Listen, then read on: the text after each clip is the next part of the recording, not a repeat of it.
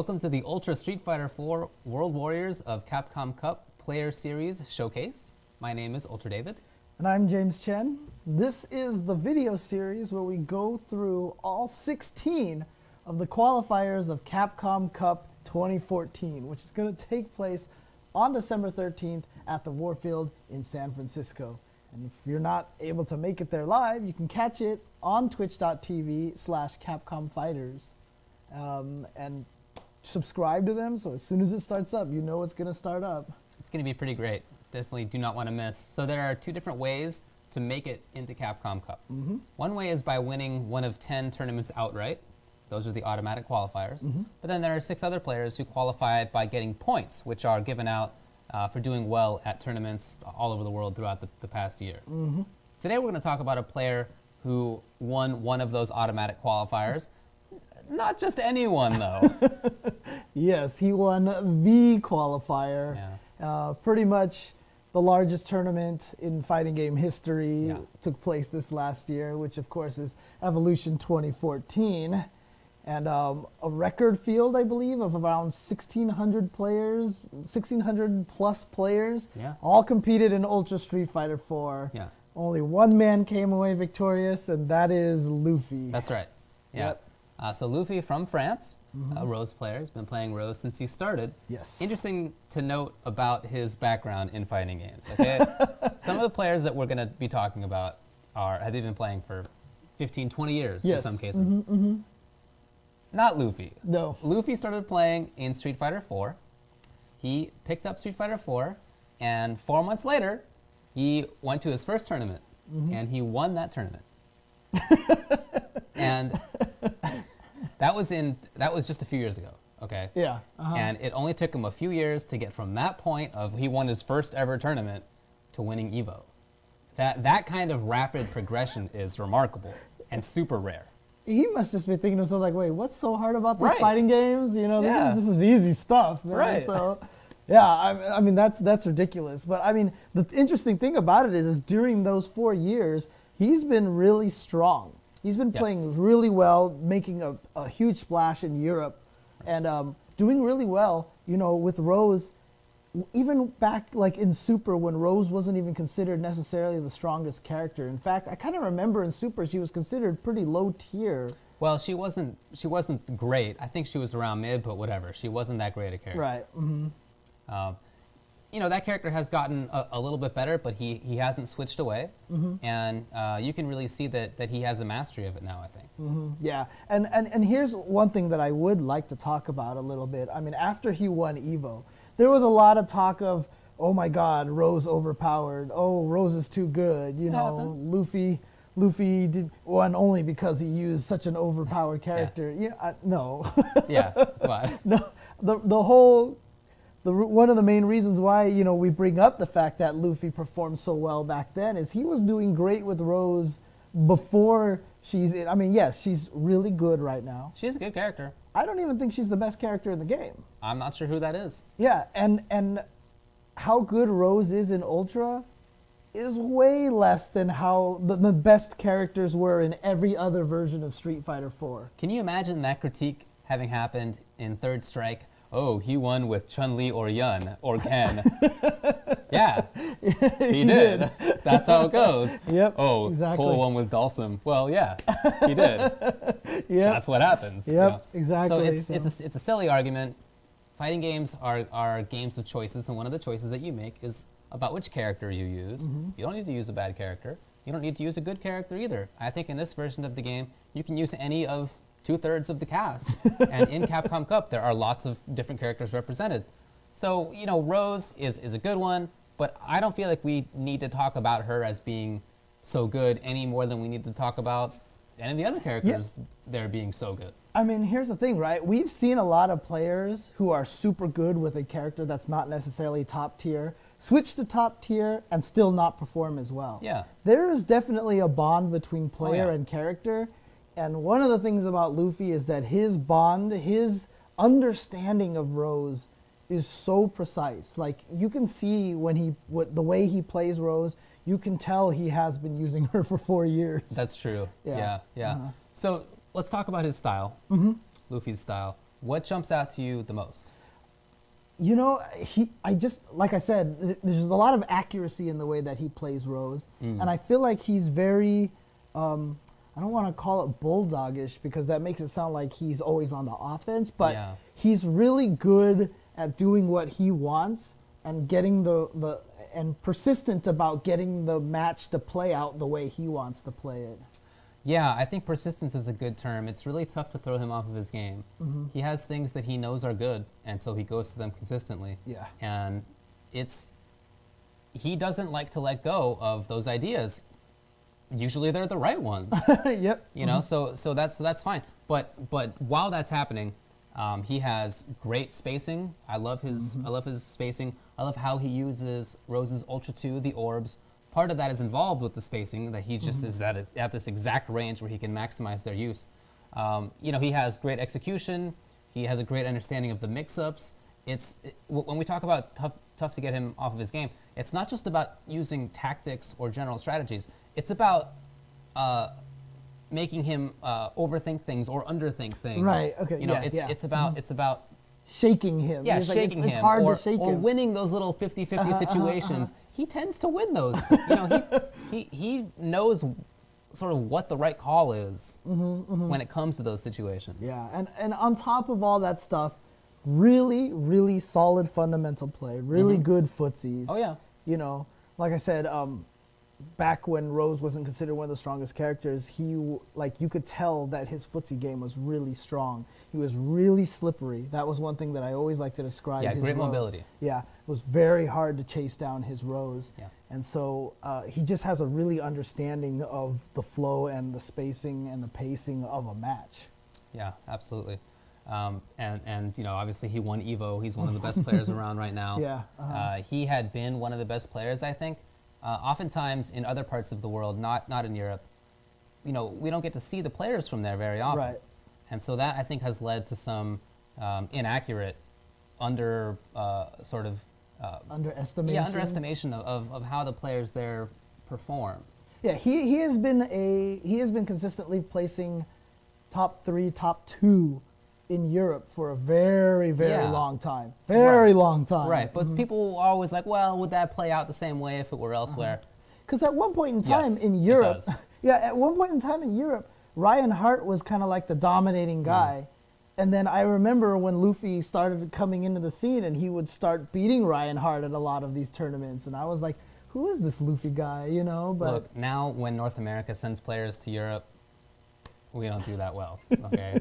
So the balance of power is definitely a lot more even, if not straight up just you know, advantage over on the eastern side of that shore. So well, that's what we're gonna find out at Capcom Cup. There you go. Yeah, exactly. So we're gonna obviously look at the match that he had at Evo. This is the grand finals we'll be looking at. If you recall, Luffy was coming from the loser's side in grand finals against Bonchan Sagat. And so we're gonna look at the second set. Yeah, I mean, because the way the first set played out, it was pretty clear that Bonchan didn't really understand the matchup too well. And in the second set, he started picking it up and he started playing better. Yeah. But Luffy still prevailed in the end, and so we're going to be able to see how he does that here. Yep. So let's go ahead and just get right into this. Right. Bonchan Sagat, you know, we've talked about him before. We think he's extremely strong. I love his spacing and love his timings, and I love how he forces situations. So look at how Luffy Rose deals with those spacings. Look at how he deals with little 50-50 situations that Sagat sets up. Yeah, and you can see right now, one of the main things right now is that notice that Bonchan is trying to rush into Rose a little bit more. That's because in the first set, he picked up the fact that throwing lots of fireballs at Rose wasn't necessarily the best idea. Right, so basic Rose mix-up is that dash toward, and then either do close stand medium kick, which is unthrowable, and then link it if it hits into crouch strong, etc., or just go for a grab. Right. And it's really interesting because, like I said, Bonchan wasn't doing too well throwing fireballs in the first set, so he tries to be a little more offense. But you saw how Luffy turned that around. He used Bonchan's offense to set up his own offense. Right. Like, even in the corner right there, he was still slippery. He was tough to pin down. That's really how he plays. Yeah. So Bonchan's trying to keep this pressure. And here we go. Good timing on that Ultra 2, like you said. Really good at just using it to kill momentum. Right. I mean, that's what it's made for. Yeah, so. Of course. Oh, looking for wake up DP right there. Bonchan guesses right. And one thing that Luffy does well in this match too, throughout the both sets, is that he's always a threat. Even towards the end of rounds where it seems like he's not gonna take them, he's always a threat to do exactly that. Yeah, exactly. All right, here we go. So she has a really, really strong mid-range game with the buttons that she has. She can reflect fireballs for lots of damage, for lots of meter and potential for damage. And she pressures well at about that range, yeah. And you'll see Bonchan sometimes guess wrong on whether to do a Dragon Punch in between down strong and spiral. Yeah, and one of the things you'll notice too is that Luffy almost always has a super all ready to go. That's how it works. Yeah, because that's what happens when Rose fights against a projectile character in general. And here we go, right away, turned it around and activates orbs here. You see, a lot of times they use it to shift momentum, but here he uses it to keep the pressure going. Look at that range. You see exactly where that little orb was for, I don't know, half a dozen seconds there. Hang on, let me go back just a little bit. And also another thing, you mentioned how much he's so good at using the orbs, right? Yes. Like, watch when he activates the orbs. Bonchan tries to kill a bunch of the orbs with tiger shots. And I don't know how he didn't. Frankly, just watch the situation. 2 orbs, throws tiger, nope. All the orbs are still there. You know, just really good. I'm not sure if it's just spacing on Luffy's part, but, you know, he just did such a good job of keeping it around so that he can keep the offense going. Yeah, look at that confirm right there. He's so strong with the close medium kick into down strong. And there's Bonchan. Oh, yeah, he's looking for a backdash. This is something that people often do against Rose and against Luffy, you know, including Luffy. But he just seems to sort of guess right when that sort of stuff is coming. Understand, like, in that situation, Bonchan needs to make a comeback. What will give Bonchan the round? What one action will lose you the round if you're Luffy? Right. It's doing something risky or potentially hazardous on your wake up in that situation. So he just blocks it out. And you know, Bonchan is the kind of player who's really good at reading those kind of situations. But in this in this matchup here, Luffy's actually not falling into a lot of those traps. Not only that too, but you know, just keep in mind that lots of Rose players backdash, and that's a read that a lot of people have. So they do throw out things like that to catch backdash. So that's not really a random ultra, but also it's good on Luffy that he didn't backdash. So he won the game. Yep. Okay. So remember, nice whiff punish. Yeah. And he came back. He's coming back from losers bracket. So also another thing is that he does have a lot of momentum. So it's really up to Bonchan to try to steal that momentum back. Look at that meter. You can see how risky it is for Bonchan to throw fireballs. Yep. And look at the mobility that he's using right now. It's really tough to pin down exactly where he is. And that makes it tough to throw tiger shots if you're Bonchan, because you don't know when Luffy's going to be in your face, when he's going to have a jump. Anything could be coming. And so you can see the tiger shot timings that Bonchan is forced to use are not ones that really lock Luffy down. And there you go. Again, he uses the orbs in more unusual spots than most people. Like a lot of players, you kind of know when they're going to use the orbs. But in that particular situation, he caught him with a soul spiral and then went right into the orbs to try to push him a little bit further. Bonchan managed to escape that orb mix-up, but it's just a sign of just how Luffy plays, you know, Rose more uniquely than most Rose players do. And I love this right here. You know that there's going to be a gap in between the tiger shots. It can't be there all the time. And so he uses that opportunity to shut down what was a really bad situation. Corner control, turns it around completely. Yep, and now he has a full super so that any touch will lead to the round, because it's very, very logical for Rose to spend all of her meter, and look at that. And keep in mind, too, that the super is safe. So in that situation, if he had just done spiral into super and it was blocked, who cares? Right. That said, if it was a hit confirm, nicely done.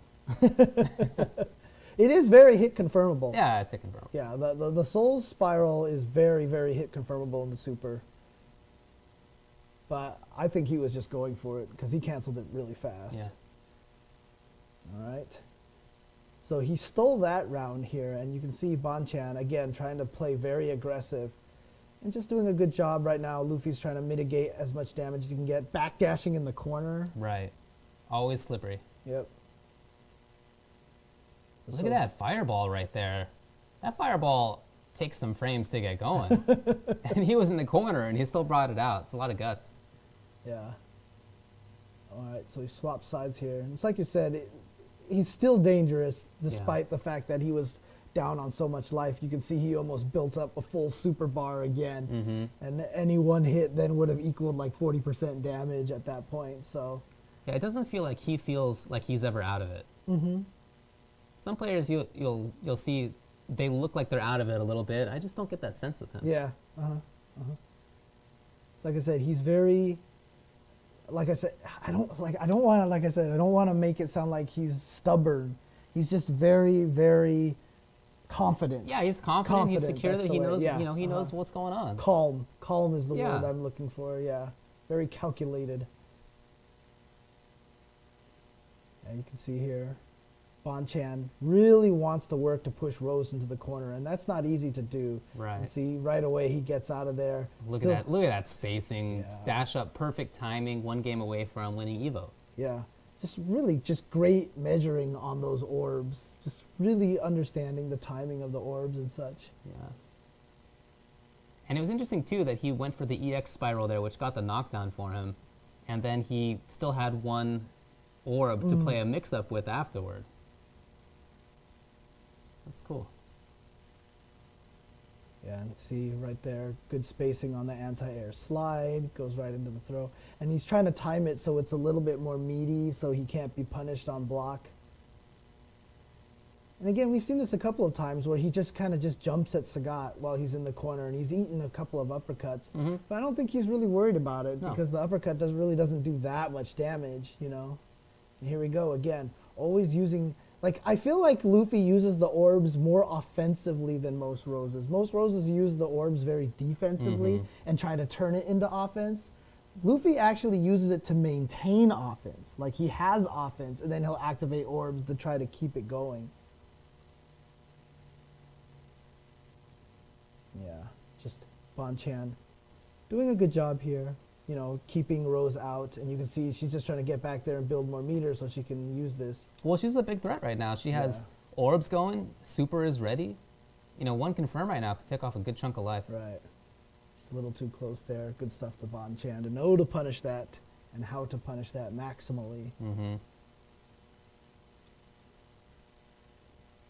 But again, one of the hardest things about fighting Rose is that she almost always has like this full super meter if you're a projectile character. And so it's just such a threat. And the nice thing about Rose, honestly, is like, yes, EX Soul Spiral, very strong move, but she can fight really well without using it. So she always has that super kind of loaded as a threat off of the low strong into Soul Spiral into super. Right. Went for mix up. Oh, one of the few times it doesn't work out at all. Yeah. No damage. Yeah. And you know, like we said, Bonchan really good at reading his opponent, and he actually got the right read there to throw after that situation. Right. But again, here he is in the corner. Yeah, it could just, I mean, this could turn everything around right now. Again, he has orbs, super. Lands on one orb. Oh, jeez. Yeah, the thing is that you expect the throw to come, but when's it coming? You know, it's one of those situations. And right there, too. I mean, Luffy wasn't even out of it necessarily, because if he had just gotten in there and landed that low straw. I mean, he walked up and did standing forward. That was good on Bonchan to have enough resistance not to touch a button to go for a crouch tech or something like that. Because if he had, Luffy would have hit him with that low strong spiral super. He would have just won that. He just would have won it straight out. So, yeah, so good stuff. Always a threat. Always believes himself to be a threat. Yeah. Which is threatening on its own. All right, here, let's see. Go back. Go.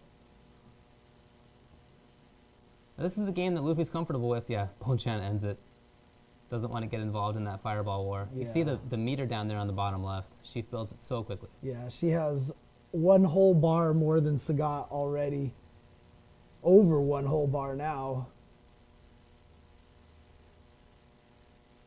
But I mean, it's really interesting. Always presses buttons there. He's always doing stuff.